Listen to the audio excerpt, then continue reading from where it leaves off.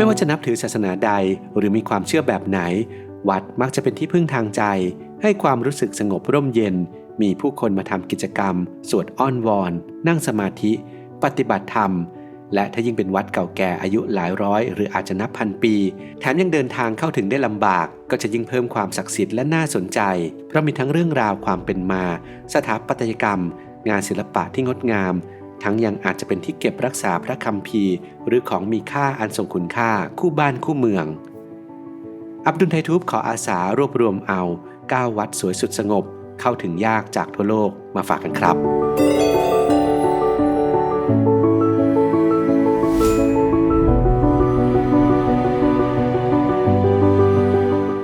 1. เมทิโอราประเทศกรีซเมทิโอราตั้งอยู่ที่เมืองคาลัมบากาเป็นศาสนสถานในคริสตศาสนานิกายออร์โธดอกซ์พระอารามลอยฟ้าบนยอดภูเขาสูงที่ให้ความรู้สึกเหมือนกับล่องลอยอยู่กลางอากาศสร้างขึ้นเมื่อราว600 ปีก่อนเป็นที่เหมาะสำหรับนักบวชหรือผู้ที่ต้องการความสงบในอดีตหากต้องการมาที่นี่จะต้องใช้บันไดเชือกสำหรับปีนขึ้นไปเท่านั้นแม้ในปัจจุบันยังต้องค่อยๆเดินลัดเลาะบันไดสูงชันขึ้นไปด้านบนจุดที่สูงที่สุดมีความสูง570 เมตรเดิมนั้นเคยมีอาราม24หลังแต่ทุกวันนี้หลงเหลือเพียง6หลังที่มีทั้งโบสถ์และถ้ำรวมอยู่ด้วยกันมีภาพเขียนเฟรสโกและโบราณวัตถุที่มีชื่อเสียงที่นี่นั้นได้รับการขึ้นทะเบียนเป็นมรดกโลกเมื่อปี 1988 2. เดบราเดโมประเทศเอธิโอเปียเดบราเดโมตั้งอยู่ทางตอนเหนือไม่ไกลกับชายแดนส่วนที่ติดกับประเทศเอริเทรียไม่ว่าจะเป็นพระหรือคนทั่วไปทางเดียวที่จะขึ้นไปถึงวัดหลังจากใช้เวลาเดินเท้ามาแล้ว3ชั่วโมงก็คือการไต่หน้าผาที่มีความสูง15 เมตรและพยายามดึงตัวเองขึ้นไปโดยใช้เชือกเท่านั้นนับเป็นประสบการณ์การไปวัดที่น่าจดจำและยากที่จะหาที่ไหนเลียนแบบเชื่อกันว่าที่นี่นั้นเป็นวัดในคริสตศาสนาที่เก่าแก่ที่สุดในประเทศและอาจจะเก่าแก่ที่สุดในทวีปแอฟริกาอายุราว 1,500 ปี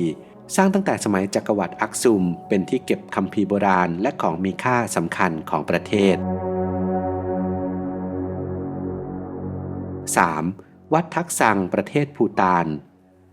คนไทยเรียกที่นี่ว่าวัดถ้ำเสือเป็นวัดที่เงียบสงบศักดิ์สิทธิ์และมีชื่อเสียงที่สุดของประเทศตั้งอยู่ที่เมืองพาโรอยู่ริมหน้าผาสูงจากระดับน้ำทะเลประมาณ900 เมตรสร้างขึ้นเมื่อกว่า300 ปีก่อนโดยเชื่อกันว่ากูรูรินโปเชผู้นำทางศาสนาคนสำคัญของภูฏานเคยมานั่งสมาธิและอาศัยอยู่ที่นี่และมีผู้พบเห็นเสืออยู่ในถ้ำจึงเชื่อกันว่าเสือตัวนั้นคือท่านกูรูแปลงร่างมาการเดินทางไปที่นี่ต้องอาศัยการเดินเท้าโดยอาจใช้ม้าช่วยทุ่นแรงได้แต่ก็เป็นเพียงระยะทางสั้นๆจากเส้นทางไต่เขาเดินขึ้นลงรวมทั้งหมด13 กิโลเมตรใช้เวลาราว 3-5 ชั่วโมงโดยเพราะสภาพอากาศบนเขาสูงซึ่งมีออกซิเจนเบาบางทำให้เหนื่อยง่ายกว่าปกติเป็นวัดที่ชาวภูฏานที่เริ่มใส่ศรัทธาในพุทธศาสนาทุกคนจะต้องไปเยือนให้ได้สักครั้งหนึ่งในชีวิต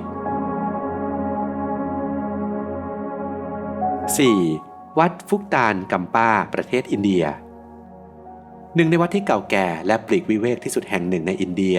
ลักษณะคล้ายกับรังผึ้งที่แทรกตัวอยู่บริเวณหุบเขาซันสกาในแคว้นลาดักรัฐจัมมูและแคชเมียร์ทั้งตอนเหนือของประเทศเดิมที่นี่เป็นเพียงถ้ำที่เชื่อกันว่าตั้งแต่สมัยพุทธกาลจะมีพระหรือลามะจะเดินธุดงค์รอนแรมมานั่งสมาธิก่อนที่จะค่อยๆมีการสร้างอาคารต่างๆขึ้นมา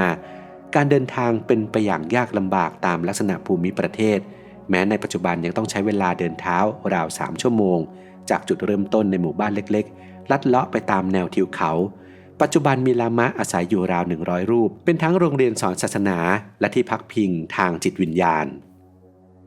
ในเขตภูเขาสูงแถบอินเดียทิเบตและเนปาลก็มีวัดในลักษณะเดียวกันกับที่ฟุกตานนี้อีกหลายแห่งที่เงียบสงบและยังคงสภาพความสันโดษใกล้เคียงกับในสมัยโบราณเอาไว้ได้เป็นอย่างดี 5. ซูเมล่าโมนาสเตรีประเทศตุรกีอารามเก่าแก่ที่เริ่มสร้างมาตั้งแต่เมื่อราว 1,600 ปีก่อนเพื่ออุทิศให้กับพระแม่มารีตั้งอยู่เหนือระดับน้ำทะเล 1,200 เมตรแทรกตัวอยู่ในหน้าผาสูงของหุบเขาในเขตอุทยานแห่งชาติอัลทินเดอร์ทางตอนเหนือของอนาโตเลียหรือดินแดนที่เชื่อมระหว่างทวีปยุโรปและเอเชียแหล่งอารยธรรมที่สำคัญมาตั้งแต่สมัยโบราณโดยอารามแห่งนี้สร้างขึ้นโดยนักบวชเพื่อใช้เป็นที่ประกอบศาสนกิจของนิกายเอเธนส์ออร์โธดอกซ์ ซึ่งโครงสร้างหลักๆที่เราเห็นกันอยู่ในทุกวันนี้สร้างขึ้นในช่วงศตวรรษที่ 13การจะเข้าไปถึงตัวอารามได้จะต้องเดินไต่เขาขึ้นไปบนบันไดหินที่สูงชันเป็นระยะทาง 1.3 กิโลเมตร 6. ออสทรอกโมนาสเตอรีประเทศมอนเตเนโกรตั้งอยู่ไม่ไกลจากเมืองหลวงพัดกอริซาเป็นสำนักสงฆ์ในนิกายเซอร์เบียออร์โธดอกซ์ที่สำคัญที่สุดแห่งหนึ่งในกลุ่มประเทศบอลข่านสร้างขึ้นเมื่อราว 300 ปีก่อนในช่วงศตวรรษที่ 17 เพื่ออุทิศให้กับนักบุญเซนต์เบซิลออฟออสทรอกผู้นำทางจิตวิญญาณคนสำคัญตัวอาคารสิ่งปลูกสร้างฝังตัวอยู่กับหน้าผาในสมัยก่อนผู้ที่เดินทางไปที่นี่จะต้องเดินเท้าเข้าไปเป็นระยะทางประมาณ 10 กิโลเมตรแต่ปัจจุบันนั้นสามารถขับรถเข้าไปถึงได้ปัจจุบันที่นี่เป็นวัดอันศักดิ์สิทธิ์ที่สำคัญของประเทศไม่ได้มีเพียงชาวคริสต์นิกายออร์โธดอกซ์แต่ยังมีชาวแคทอลิกรวมถึงชาวมุสลิมเดินทางมาแสวงบุญสวดมนต์และยังเป็นสถานที่ท่องเที่ยวสำคัญของประเทศอีกด้วย 7. ตาเทฟโมนาสเตอรีประเทศอาร์เมเนียตั้งอยู่ในจังหวัดไซยูนิกทางตะวันออกเฉียงใต้ของประเทศทำเลที่ตั้งสามารถมองเห็นทัศนียภาพที่สวยงามได้อย่างกว้างไกลสร้างขึ้นในช่วงคริสตวรรษที่ 9จึงเท่ากับว่าที่นี่นั้นมีอายุมากกว่า 1,000 ปีเป็นหนึ่งในโบราณสถานที่สำคัญของประเทศเป็นต้นแบบของการศึกษาประวัติศาสตร์ศิลปะและวัฒนธรรมของอาร์เมเนียได้เป็นอย่างดีรวมไปถึงบทบาทของนักบวชในศาสนาที่มีอำนาจและสร้างความมั่งคั่งในฐานะผู้นำชุมชนที่นี่ยังเคยเป็นมหาวิทยาลัยแหล่งรวบรวมตำราสำหรับศึกษาหาความรู้ทั้งในด้านศาสนาและปรัชญาในอดีตการเดินทางเป็นไปอย่างยากลำบากโดยเพราะตั้งอยู่บนที่ราบติดหน้าผาบนเขาสูงแต่ปัจจุบันมีการสร้างรถกระเช้าลอยฟ้าเพื่อให้การเดินทางสะดวกกว่าเดิมและยังช่วยส่งเสริมด้านการท่องเที่ยว 8. เซนต์จอร์จโมนาสเตอรีประเทศอิสราเอลเป็นวัดที่ดูเหมือนกับแขวนอยู่บนหน้าผาของหุบเขาวาดีเคลเป็นหนึ่งใน5อารามเก่าแก่ที่ตั้งอยู่ในเขตทะเลทรายจูเดียนซึ่งบริเวณนี้เป็นส่วนหนึ่งของเส้นทางเก่าแก่ที่พระเยซูคริสต์เคยเดินทางผ่านมาและมีการระบุถึงพระคัมภีร์ไบเบิลโบราณอีกด้วยสำหรับเซนต์จอร์จโมนาสเตอรีนี้คาดกันว่าเริ่มสร้างกันมาตั้งแต่เมื่อราว 1,600 ปีก่อนโดยนักบุญชาวอียิปต์ร่วมกับนักบวชชาวซีเรียที่อาศัยอยู่ในถ้ำบริเวณนี้อยู่ก่อนแล้วและสร้างเป็นสำนักสงฆ์สำหรับนิกายออร์โธดอกซ์ขึ้นมาปัจจุบันที่นี่ตั้งอยู่ในเขตเวสต์แบงก์ของอิสราเอลมีถนนไฮเวย์ตัดผ่านแต่หากอยากได้บรรยากาศอาจเลือกเดินทางลัดเลาะผ่านเส้นทางโบราณยาว2กิโลเมตรใช้เวลาราว 2-3 ชั่วโมงเพราะต้องเดินทางในเขตทะเลทรายที่ร้อนและแห้งแล้ง 9. แคสกี้พิล่าประเทศจอร์เจีย